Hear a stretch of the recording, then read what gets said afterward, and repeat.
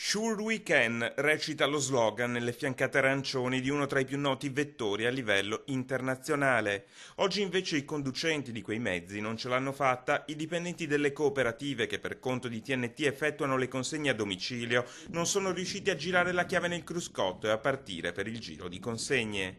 Lamentano una situazione che giorno dopo giorno si fa sempre più insostenibile. Sono tutti dipendenti di un consorzio di cooperative che ha sede a Roma e che per conto di TNT recapita pacchi e corrispondenza dal magazzino alla porta di casa.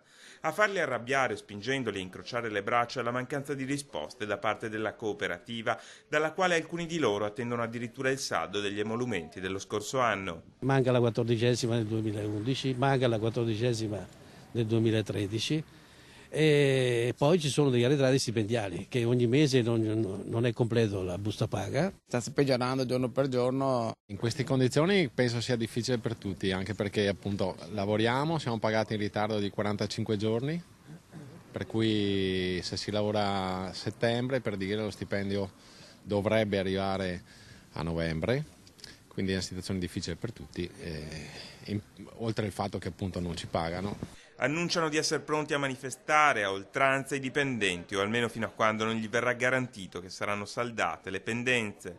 È un periodo un po' brutto per tutti. A Treviso è passata da 35 a 27 consegnatari, i driver, gli autisti che consegnano la posta, che sono dipendenti poi di subappalti di cooperative che in questo caso qua da un po' di tempo sono in grossa crisi. Una protesta che coincide proprio con il periodo in cui sempre più famiglie acquistano i regali in rete nella speranza di risparmiare qualche euro.